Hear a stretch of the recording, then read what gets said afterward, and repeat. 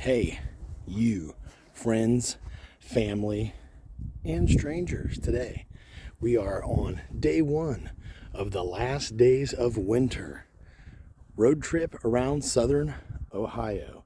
And today I'm going to show you 3 roadside oddities in Logan, Ohio that you didn't even know existed, such as the John Glenn Astronomy Park.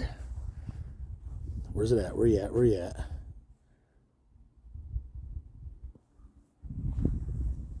We're going to learn about astronomy. We're going to learn about John Glenn.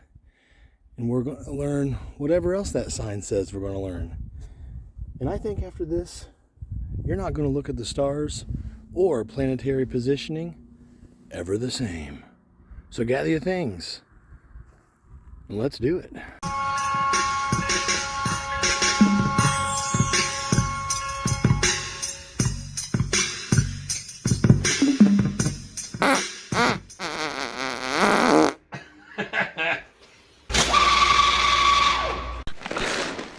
You're a loser.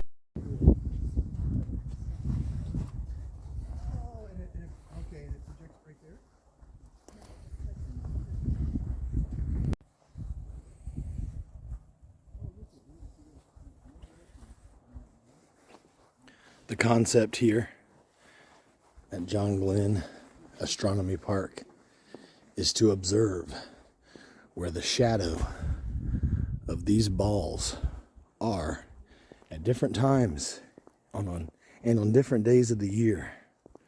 There's a lot to be learned about where we are in the universe just by looking at where the shadow lies.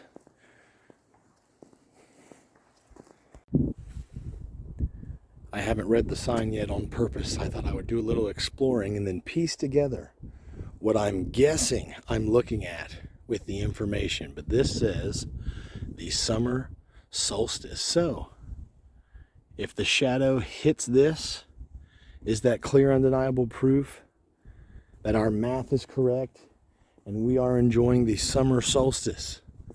This one down here says the equinox.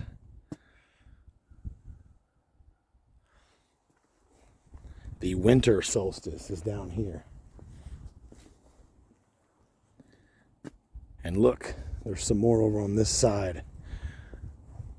What's it mean when the shadow is in the complete opposite direction at high noon?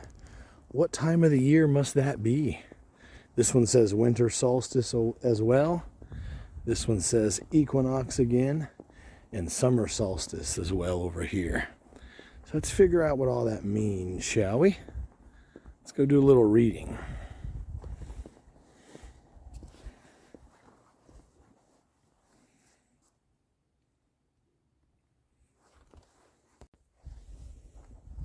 This says Jupiter, the king of the planets. And there's a hole in this ball. But why?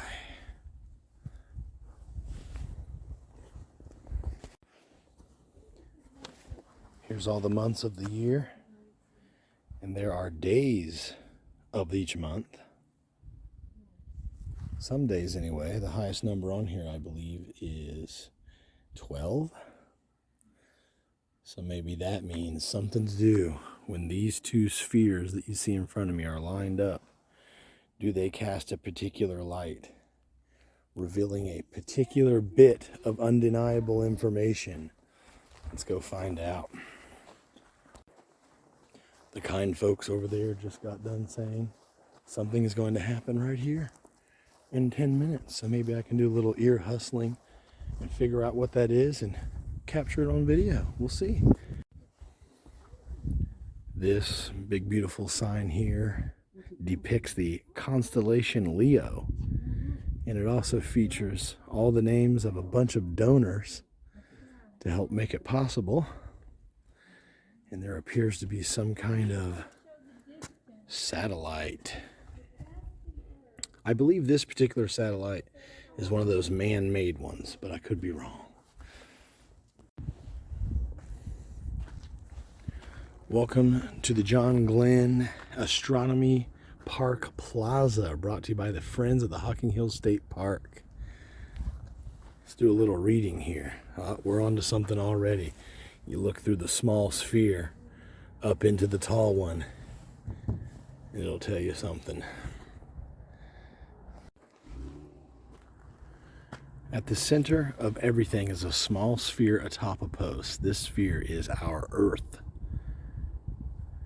The bench that it sits atop is at the same scale, the diameter of the largest planet in the solar system, Jupiter. The walls of the plaza itself represent the diameter of the sun. Let's take a look at that real quick with that info. I scared everyone off with my grizzly bear hunter hat. They're gone. I don't know how you could pop in here. That last group that was here was questioning everything to each other. What does this mean? How do you scale it in and all that? But they were gone in like 3 minutes. It's going to take me longer than that to figure out what we're learning here today. But check this out. This ball and this platform and this outer ring are supposed to represent diameters of 3 things. This ball is supposed to represent the diameter of Earth in relation to the diameter of Jupiter, which is the bench right here, this circular bench. And this thing that I'm standing inside of, this big circle, is supposed to represent the diameter of the sun in relation to the Earth and Jupiter. It said, however, if the distance were to be mapped out, the distance from each other, then the Earth from this sun that we're standing in, that little ball would have to be over a mile away, which is cool. I think they should do that. And people would stop and go, why is this weird random ball here? This ball represents the Earth. And it's a mile away from something that represents the sun. The distance and scale have been represented here. Look, everyone left. It's just my car. Holding it down for you, the nation, baby. At the center of everything is a small sphere atop a post. This sphere is our Earth. The bench that it sits on is the scale diameter of Jupiter, and the walls around it represent the diameter of the sun. If our model of Earth were placed at the proper scale distance from our sun, you would find it as far away as the parking lot at Cedar Falls, which is 1.6 miles away.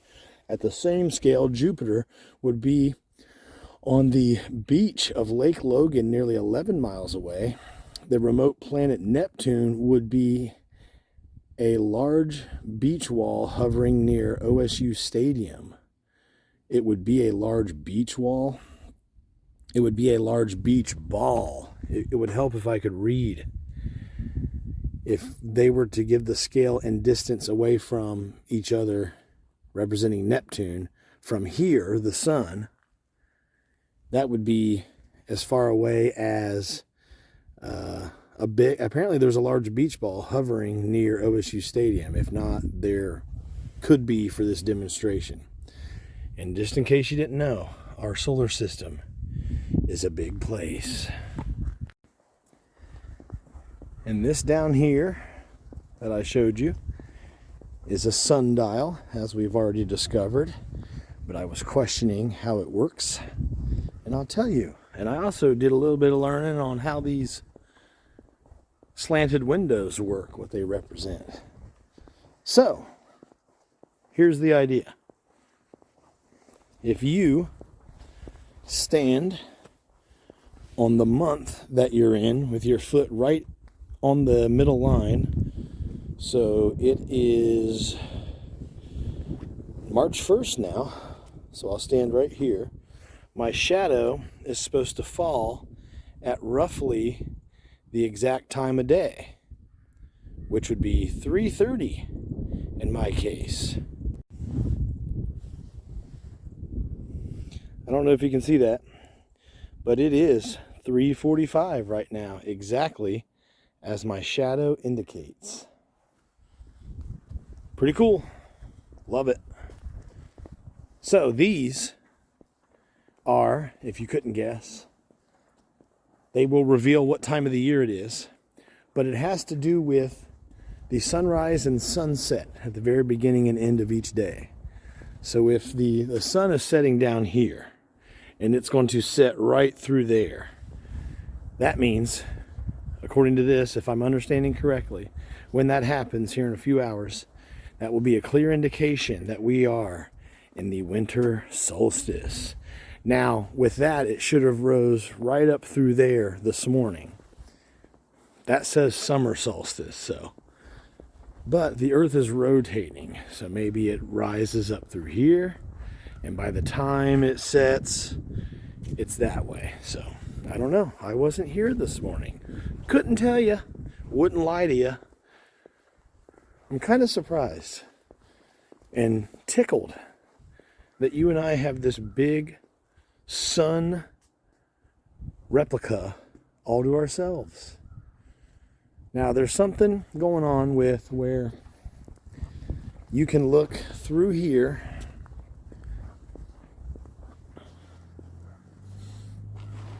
and you look at that sphere up yonder, and that will tell you something.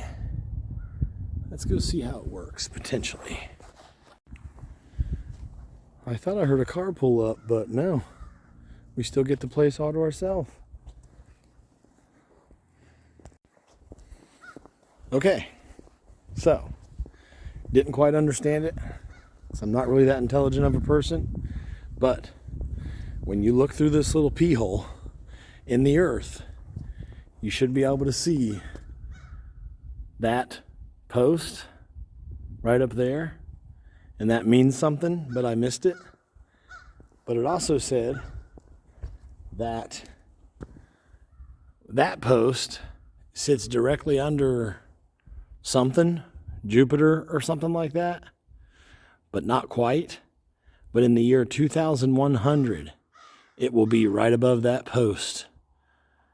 I don't know what time of day it would need to be for that to be the case, but okay, I'm with you. I love it. This is the John Glenn Astronomy Park. Pictures online did show a lot of like time-lapse photo fading where you can look up at certain times of the year and just see really cool star activities and stuff. Let's go back here just for no reason. I'm assuming nothing is back here, but let's take a little peek-see. Why not? There's a big building. So somebody works here and does something. Maybe this is their smoke break back here.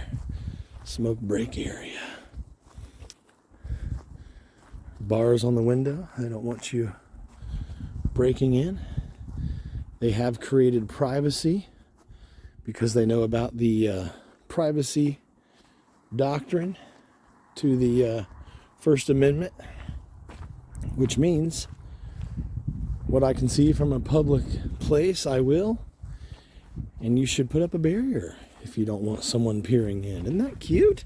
That has nothing to do with anything. I was just teasing, but it is kind of what come to mind.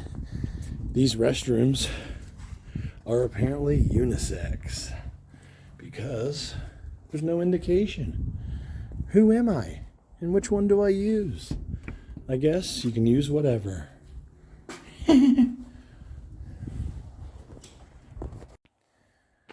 And for some reason, way down here, there is another bit of information. It's pretty far away from where we just were. And someone decided to give John Glenn Google eyes. I disagree with that vandalism, but it is funny. Let's do a little reading here.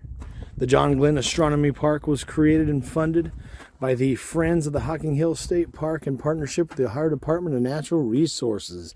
It gives visitors of this area a chance to view the sky, the night sky, in a location that is well away from the lights that mar the view of the universe, the light pollution.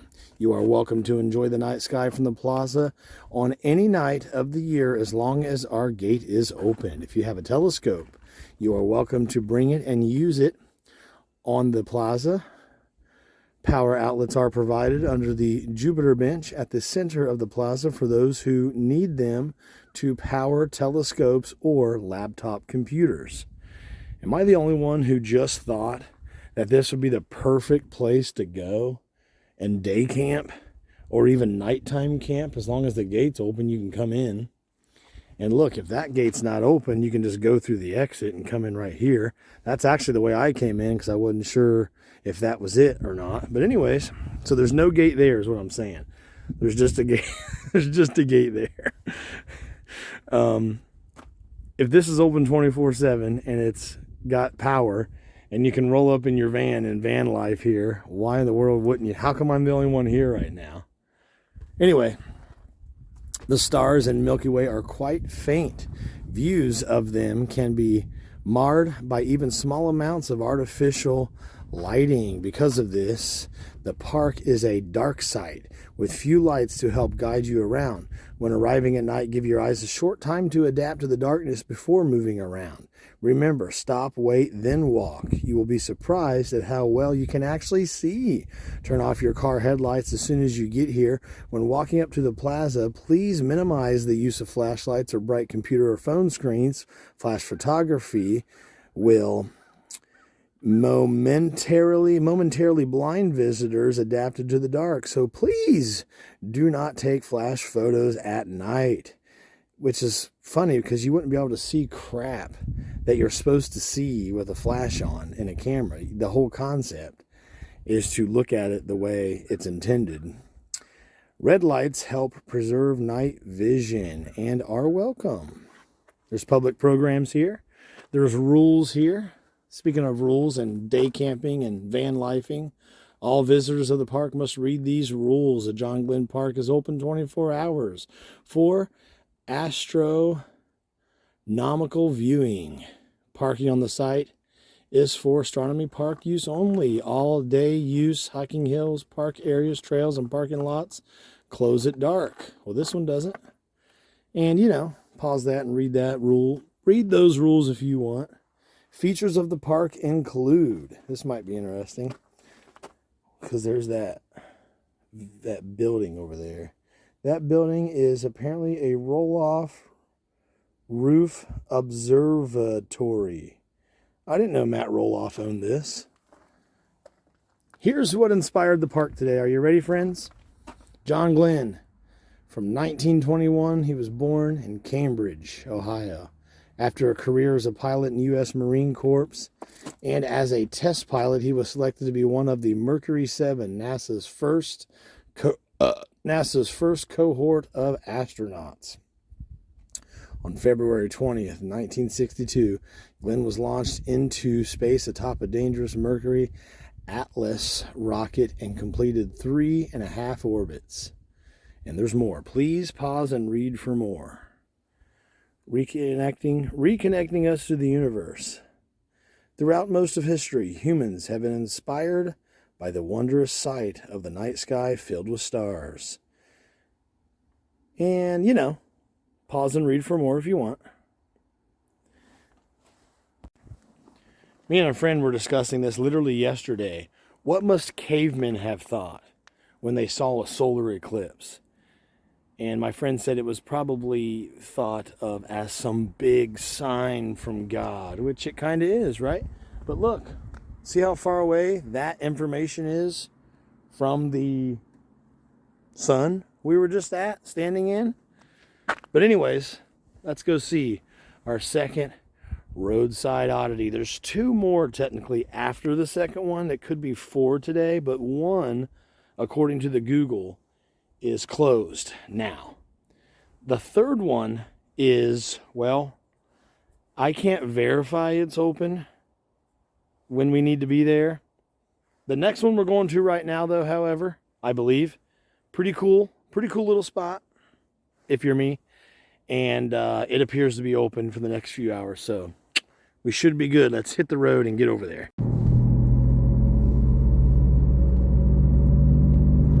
Not even touching the accelerator. Gravity is hurling me down this hill. Since you asked, my ears did a lot of popping on the way here. Actually, just one time, both sides. Like my head just got stuck into a pressure cooker. And that is because we are venturing far away from Central Ohio, aka the Ohio Valley. And the higher you go, the air pressure is lighter. So are you feeling, when you go up higher, a pressure, or are you feeling a relief of pressure? Well, the air is heavier the lower you go because of gravity. The higher up you are, the less condensing of the air exists. Does that make sense? So your ears kind of get popped out instead of the popular concept. Most people think it's pressure going in, so to speak, but not always. I just realized how incorrect I was about back there at that park we were just at, where I said the concept is to observe where the shadows of those balls are, because that'll tell us. I'm pretty sure I was wrong. Your boy's ashamed of how wrong he is right now. Speaking of shadows and the sun, it is flickering through these trees. Strobe lights like you're at a Kids concert, baby. Anyways, we're 1 minute away from the next Roadside Oddity. Do you see that through the trees? Can you tell? Let me see if this helps. See that fire tower? Let's see how sketchy high up that is.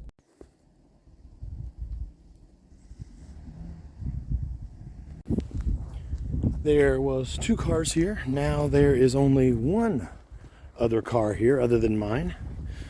So I'm just curious. Are those fine folks out committing crimes, or are they up in the tower right now? Or are there hiking trails around? Let's go see. I guess you're not supposed to drive up to the fire tower, but I think it's okay to walk around.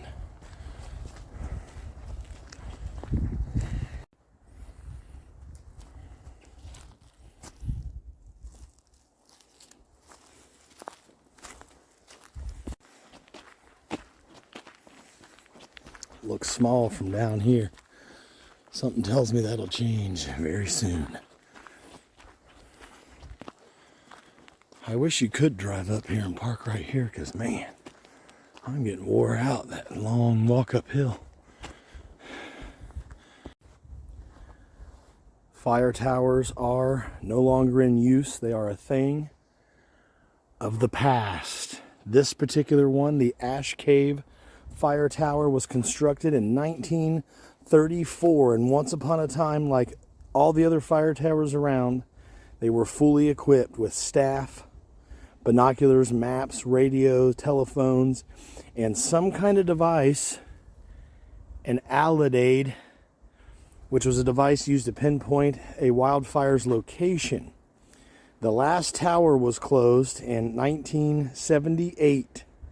Now, the Ash Cave Fire Tower sits here simply as a reminder of the forest conservation and a monument to the people who worked to preserve our natural resources.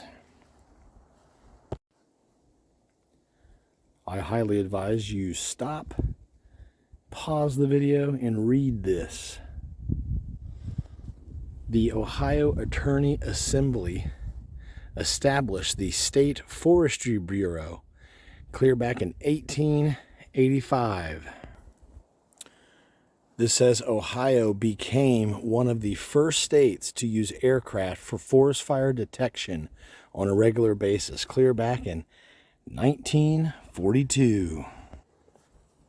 And did you know that the year I graduated high school, 2005, the Smokey Bear specialty license plate for passenger vehicles became available through the Ohio Bureau of Motor Vehicles.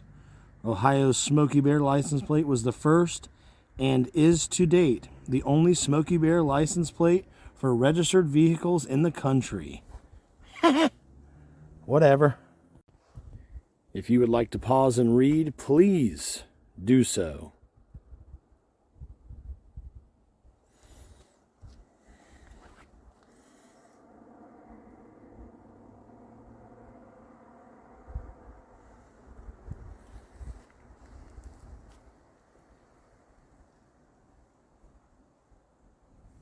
Now, enjoy the views from the top and your debilitating fear of heights. We had a fire tower where I used to live in southern Indiana that my friend showed me. And that's when I first realized that I have a deathly fear of heights. Division of Forestry, Ohio Department of Natural Resources, no more than 6 visitors allowed at a time on the tower. Don't be a stupid goon dick. Anyways, like I was trying to tell you, my friend Titus was dangling half of his body over the rail, playing around, being stupid at the very top of that fire tower. Meanwhile, I, the entire time, was hanging on for dear life. And look how sketchy it is. You put your trust, like I'm already uncomfortable as shoot. You put your trust in each little plank of wood for some reason. And believe it or not, see, like I can't let go. And I'm only on like the second level. Apparently this is only 80 feet. Wow. 80 feet seems like way too many feet. If I did not come here, let me say it better. If I was not making this video for you, I would turn around right now and go back down because I am nervous as crap up here. Let me put the camera down and hang on with 2 hands until I get up to the top and see if I can actually make it up there without having a heart attack. I don't care about forest fire prevention. I've just figured out I'm so afraid of heights. If I were in charge, this tower would have never been built, and I would never have sent a human being up this high. We're not even to the top yet. My ruling would have been, let the damn forest burn, because looking out over the trees is too sketchy.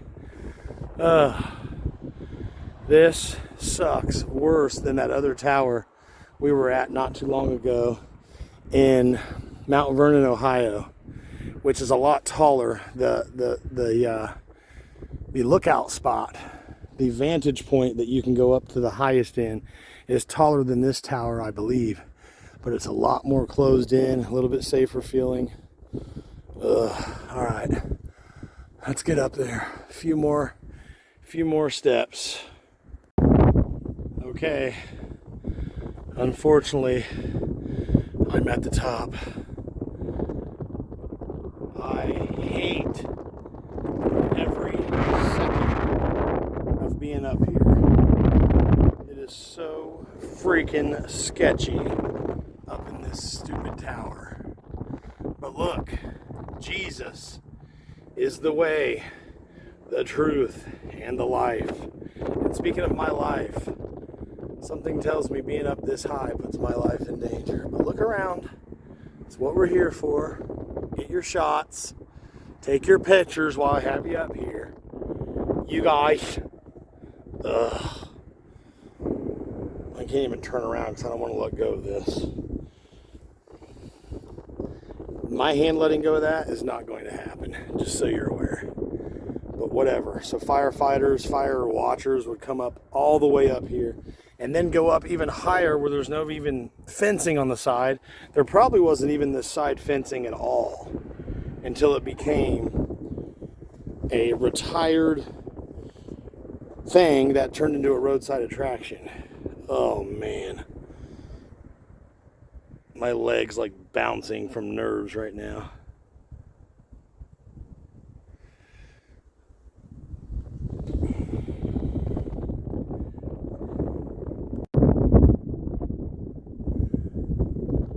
so you know, this sucks ass.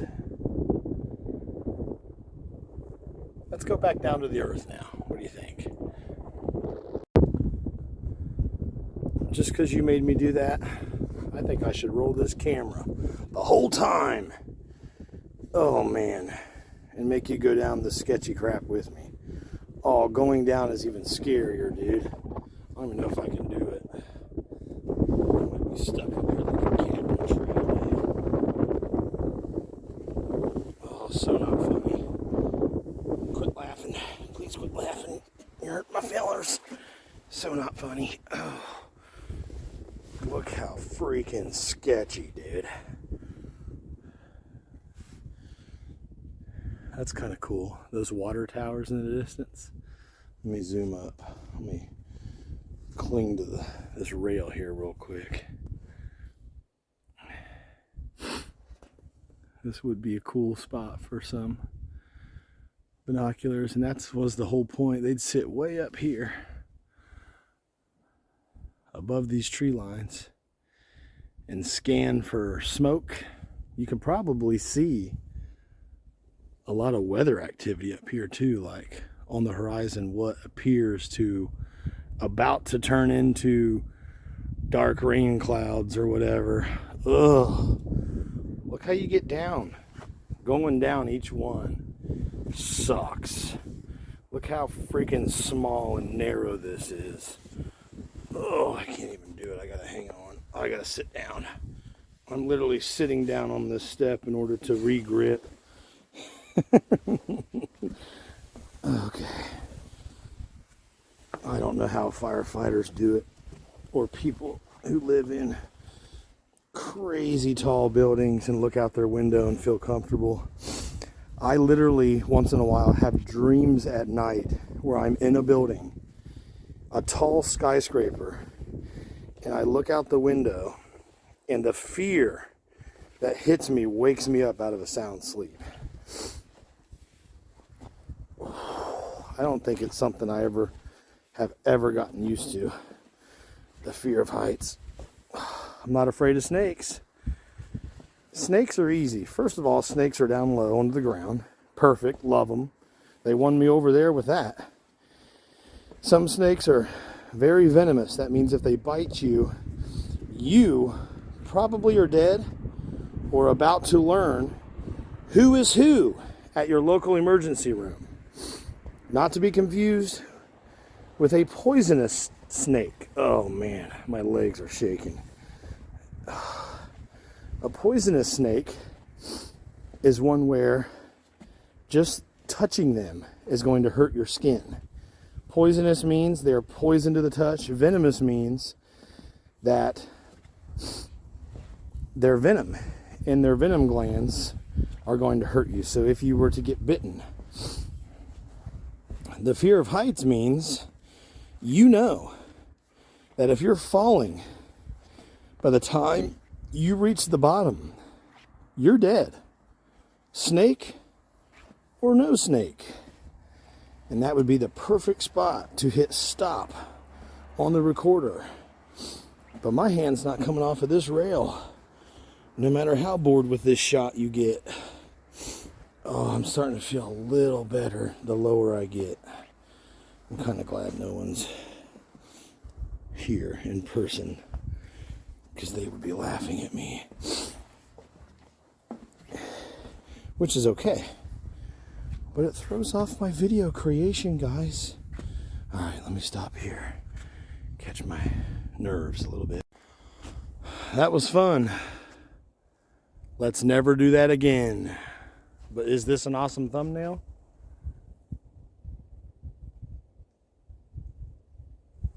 It needs to be. Alright. Let's go see the next stupid roadside oddity now that you got me scared and upset. If it's even open. If not, then this video title is going to be called 2 Roadside Oddities. One that's cool and one that's scary as crap. The last place we're going is some giant historical fireplace oven thing. I purposely didn't read too much into it because I wanted to just take in the placards and signage when I got there. So, but I thought I would definitely get these two things first to draw you in, because I'm assuming that that next stop is going to be not as interesting. However, we're still doing it because you never know what you're going to find out here, right? Guys, on the way back to the car, a nice lady and a nice man said, the guy looked at me puzzled and he goes, "Did you go up in the fire tower?" So I don't know if I looked stressed or what. I said, yeah, and I was scared. And at the very top, it's worse because there's like no fencing around you. So I guess they're going to go do that now.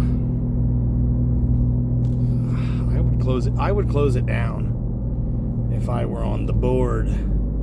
It's sketchy. I guess people are not afraid at all and they don't feel any safety problems to their life up there. What I'm doing right now, driving, is 1,000 times more dangerous than what I just did, which is go up while hanging on into that 100-year-old fire tower. We are driving now to that historic furnace. And like I said, I didn't want to learn why it was historic. I just wanted to see it. And the other place that was on the list says it's closed online, but it also appears to be something you can just simply drive through. It's basically a big historic tunnel. It'd be nice to stop and read and see why it's special. But hey, we're all special in our own way, just like the little horsies. Here, donkeys, donkey horskels. Okay, enough of you. Oink, oink. Moo. I mean, and we have arrived at the third roadside oddity of Logan, Ohio. The massive, massive Hope Furnace. Let's go up here and learn something about what this is, why it exists, and why is it even here. I saw this online, thought it looked fun. I knew instantly it'd be something interesting to learn about. Guys, that was rude. So let's go up here and take a learning. First thing is first, however. Look at the scale of this beast. This was used as a giant fireplace. The pictures online kind of showed what you're looking at now, and I thought maybe the front of it was open for its fireplacing purposes. But upon further inspection, it appears very much so that it is open in the front simply because all of the rocks fell. How cool would it be if more rocks fell out of it and gravity furthered its natural agenda right here before our eyes and we got to see? Over there's a lot of info. There's also info over here. Let's check these out first, just for no reason. There's a little bird over there. Can you see the little birdie? Little birdie. Let's check out the front. This is an Ohio historical marker, the Hope Furnace. It says 1854 to 1874. What was it for? One of 69 charcoal iron furnaces in the famous Hanging Rock Iron region, extending more than 100 miles from Logan, Ohio to Mount Savage, Kentucky. This area contained all material necessary to produce high-grade iron. The industry flourished for over 50 years in the mid-19th century, during which time the area was one of The area was one of the leading iron producing centers of the world. The charcoal iron industry was responsible for the rapid development of southern Ohio, and the romance of the Hanging Rock Iron region forms a brilliant chapter in the industrial history of the Buckeye State. So there was 69 of these in the 1800s that went from wherever it said it went from, clear down into wherever it said it went to in Kentucky. Another thing we can observe is the fact that, look, once again, I have the place to myself. When I rolled up here, someone was here, and they were just leaving as I was pulling in. It looks like this says the same thing. Does it? Yeah. But I should have just read this side, because this side is far less mossy and easier to read. Let's see what this says. Look at this. I wonder if this was a previous one as well that crumbled. I know it doesn't look as massively tall and big on the video as it does in person. I wish you were here. Hope Furnace. W.H. Allison constructed Big Sand Furnace between 1853 and 54. 1853 and 54, mind you. It was the name of the company town, Hope, that housed its workforce by the late 1860s. Smelting transformed rugged iron ore into uniform blocks known as pig iron. Hope Furnace produced 15 tons daily at peak production, and woodcutters timbered an estimated 325 acres of forest yearly for fuel. That's interesting. So it made bricks of pig iron using trees as its heat source, clearing 325 acres of wood a year. Manufacturing centers in the eastern U.S. refined this iron into cookware, railroad tracks, and even munitions. What does that say? Munitions? Munitions used in the Civil War. Iron production shifted westward in the late 1800s, which spurred Hope Furnace's closure. Did that say spurred the closure? Spurred Hope Furnace's closure in 1874. Vincennes County sold the abandoned land in 1884. Lake Hope Forest Park, the predecessor to the current state park, opened in 1937. Don't worry, there's more to read on the other side. Wow, look at that. This big thing helped supply materials to the Civil War. Holy smokes, we are standing on a weird piece of historic ground, my friends. Hope Furnace was just one of 69 charcoal iron furnaces scattered across the Hanging Rock Iron region that operated between 1826 through 1916. Didn't we just hear about this? This 1,800 square mile area included Hocking, Gallia, Jackson, Lawrence, Scioto, and Vincent counties. Every resource necessary to produce high-quality iron was found here. Miners extracted ore from outcropped vines exposed from erosion in creek hollows. Workers pulled limestone necessary to smelt iron from outcrops and, in some cases, quarried it. Dense hardwood forests provided furnaces with abundant fuel. Today, this region's rich history of iron production remains visible on the landscape as other furnaces such as Buckeye and Vesuvius furnaces stand alongside towns that bear industrial names like Franklin Furnace and Ironton. Ironton, Ohio is right on the Ohio River. That much I can tell you, my friends. I love it. I don't know if you do. I don't know if this is a home run segment. But personally, I think this is a cool one. That's cool, in my humble opinion. They made pig iron, which is just bricks of iron to be used in other stuff, some of which was used in the wee old Civil War, which still to this day remains a conflict I can't figure out why it ever took place. What did Washington say?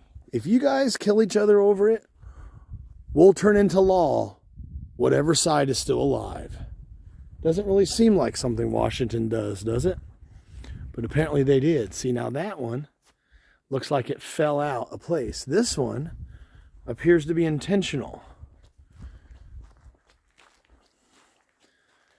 I wish we could have had video cameras and things that early on, 1800s, and could have seen how this actually works. Not someone's recollection from their grandpa turned into a computer model, but actually be able to see it in action from back then. That would be really cool. How much of this are we reading? Are we going to read the history of Lake Hope? I'll do what I do sometimes, and that is let you pause if you choose to do some reading of your own.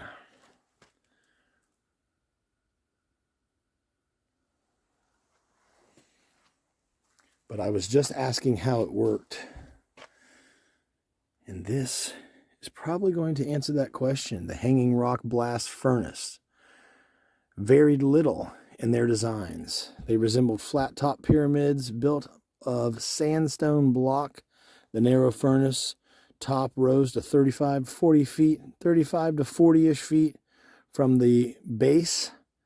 Inside the sandstone blocks was a lining of brick made of clay mined nearby. The necessary ingredients, including chunks of iron ore and limestone, along with charcoal for fuel, were dropped into the open top of the furnace. Tall wooden building on slits surrounded the furnace, providing easy access to the top of the furnace and a convenient dry place to store charcoal. I see here that it says they dropped in charcoal, but I thought the fuel source for this was wood, as we just got done reading. I'm going to let you stop and read the rest if you choose. Actually, I'm going to read this one because I was just asking you this question. After the charcoal was ignited, air was forced through openings in the base of the furnace. Hot liquid iron was molded into beds of sand to create blocks called pigs. Each blast furnace produced an average of 3,000 tons of iron, not 3,000 pounds, or not 3 tons, but 3,000 tons of iron every year. This pig iron was loaded onto railroad cars for shipment to foundries in Cincinnati and Cleveland, to the East Coast, and even Europe. Pause this and read if you wish.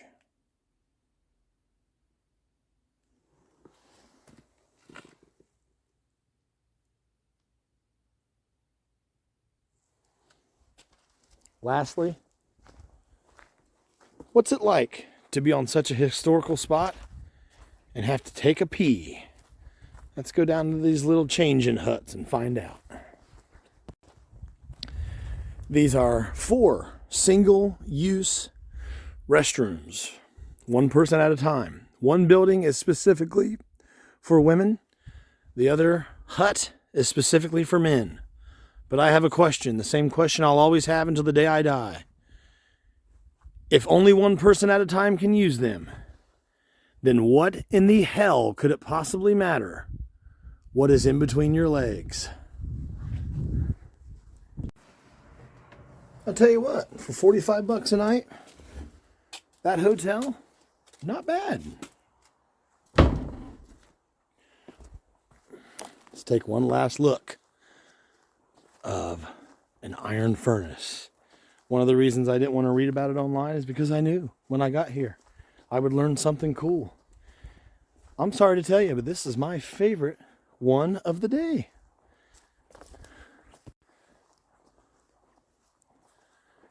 Absolutely massive. I wish I could properly show you how big these are. It is impossible to get a measure of the scale watching it on your TV screen. Impossible. Okay, friends, there is one more roadside oddity that I want to show you, making it 4 altogether. I don't know if earlier I told you we're looking at 3 or 4 today, and that is because I wasn't sure, so I'm not sure what I said. Technically, this last one may not even be available for our viewing pleasure, but I thought I would try anyways.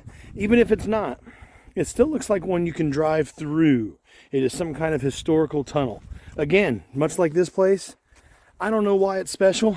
I don't know why Google says it's special, but let's go see if it is. My GPS cannot connect me to give me turn-by-turn navigation, but the icon of me on the map is active, so I'll take it. Probably not the best idea to be driving through a forest without a GPS signal right before dark. But what are you gonna do, huh? Good news for you. Not only do I not have a GPS signal, but I am now on a gravel road, which limits our speed to about 15 miles an hour. That's okay.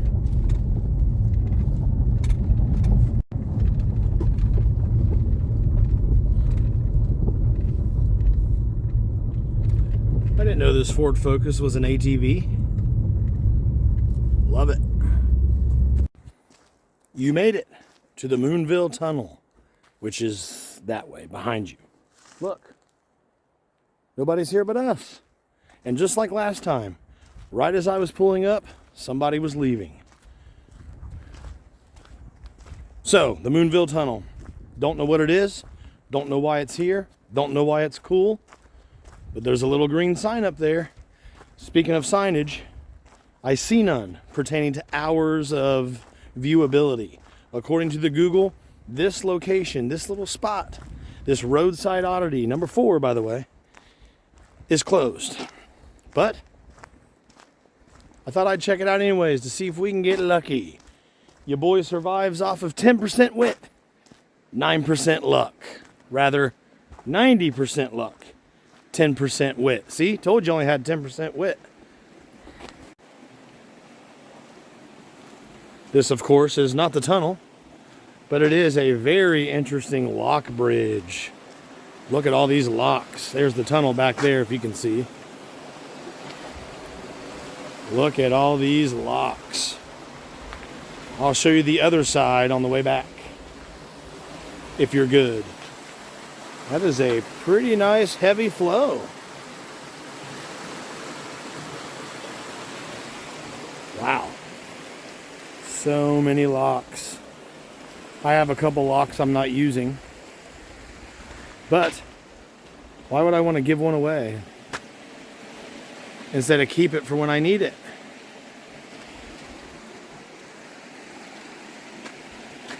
This has 2 different dates on it. From 88 to 2024. So this person would have been 37 when he passed away, I believe. Jess plus Ray have sealed their love here on this sketchy, out-of-the-way bridge. Someone left a really cool one and a ring. I love it. That's cool. I wonder how many people's tried to figure out how to unlock it to get that ring. That is a cool one. My favorite lock on here. I'll show you the other side on the way back. There's probably some cool locks on that one too. But here it is. Whatever this tunnel is, the Moonville Tunnel. You can walk down to the water, but we'll save that for next time. Ooh, should we walk through the tunnel? It's almost dark, meaning within the hour it will be dark. I don't know how long exactly. This is site number 20 apparently, whatever that means. Zaleski State Forest is the second largest state forest in Ohio. I was hoping there'd be some Moonville Tunnel facts. I wonder if it closed 3 hours ago because this is the place where crimes take place. I don't know. Should we venture in? Kind of nervous, but I'm going in, baby. See what we can find. Exploring. Urban and abandoned places exploring. Oh, cool. There is another side. At first I thought it just goes and goes and goes. And I was already planning to go about 20 feet in and turn around. But look, there is light at the end of the tunnel. So we can go ahead and go through the whole thing. It is heavily graffitied, as you see. But what a random thing. This is not even a road for cars. This is a walking trail only. It may have been a popular place for people on horseback and horse and buggy to come through here. I don't know. You guys are going to have to do your research and hit me up in the email. Beware of the brakeman. Don't know what that means, but let's do it. Please, brakeman, do not be offended by our visit here today. We are simply taking in some sights and learning some history. So, I have been warned to be aware of you, brakeman. So I'm giving a peace offering right now. Wow, you can see people climbed up there. Look at that. That is steep too. I don't know if it reads properly in the camera, but this tunnel is massive. Wow, the closer you get, the bigger it gets. Holy smokes. That is a massive tunnel. I wish there was info. I'm going to have to Wikipedia this thing. But here we go. As promised, the Moonville Tunnel, baby. Echo. The good news is, it's only extra sketchy. How's that for a thumbnail? We'll see. We'll see. We'll see. We'll see which one did I choose, guys. Wow, creepy as crap in here. I don't like it. This is the last place on earth I want to be after dark. Extra creepy. I probably shouldn't say that. I'm sure this is one of the safer places. Look at the big footprint. Squatch was here. The Yeti was here. Wow. The Yeti comes in here to take shelter from the rain once in a while. Here we go. What is this? This tells me nothing of the history, I don't think. 1903. Prepared 1903 by J.M. Graham.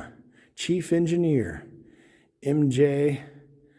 Currington and Super something Center Inspector. So, is this tunnel as old as 1903? I don't know. Wonder how old some of this graffiti is. Just remember, the eye is watching you. Every step you take.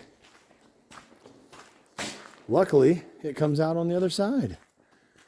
But darkness is falling upon us. Our time sightseeing in Logan, Ohio has come to an end. The Moonville Tunnel. I can see why people would want to climb up there. because I'm curious what is above this tunnel. I'm guessing this was could be real road, like a road for horse and buggy. Maybe even for cars at one point. It's definitely wide enough and tall enough. You could drive a semi-truck through here easy. I was trying just now to pull up information online about what this tunnel is about, and I have no signal out here. So it's cold, very cold in here. Very cold breeze comes through. Well, that about does it for me and you. I love you and appreciate you for being here and checking out 4. Wasn't sure if we'd get the 4th one in. 4 Roadside Oddities of Logan, Ohio. What a fun day. Would have been better if you were here with me, which can be done by emailing me DougaloNation@gmail.com. Some people want to book me on their podcast or video project of some sort. I am a cinematographer. I don't know if you knew that about me. So do so. Hit me up on the email. Believe it or not, I actually did check it the other day. So that's going to do it for this one, we friends. We have one thing left to do before we part ways, and that is... Did you hear that? We need to look at the other side of this bridge and see if there's any cool locks on it. I'm relieved to get away from that tunnel. That tunnel is creepy. So, before we shake hands and put our differences aside and start with a clean slate tomorrow morning, let's go ahead and look at these locks first, okay? Fair enough? Okay. Hey, just take it easy, okay? My lonely car down there by itself. I don't know what's more comforting, someone else being here or no one being here. People are sketchy, especially out in places like this. We're far away, if you couldn't tell. I have no signal out here. So I had to try to think, which way did I pull in? When I leave out of here, I need to go to the right. And if I stay on that, I'll hit a road of actual concrete. And then I need to go left at that point, I do believe. And I should be able to pull in a GPS signal somewhere right around that point. All right. Look at these locks.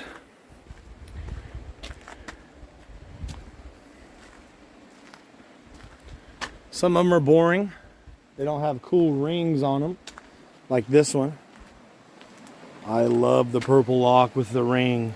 Something tells me something very negative is the story behind this. I don't know, but it's just a vibe I get. Here's some more locks, of course, if you couldn't tell. Someone loves cat. CAC, they love CAC, C-A-C. Someone loves CAC. Look at all these locks. Makes me think I should have brought one.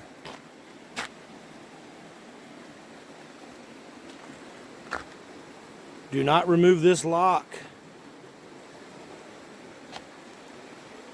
Mike plus Christy. You know Mike and Christy? I wish you the very, very best of luck. All of God's blessings in your relationship. I hope you are still a unified couple of life partners going through this thing called life together. Danny and Tiffany, Logan and Cameron. Logan and Cameron, very best of luck to you guys as well.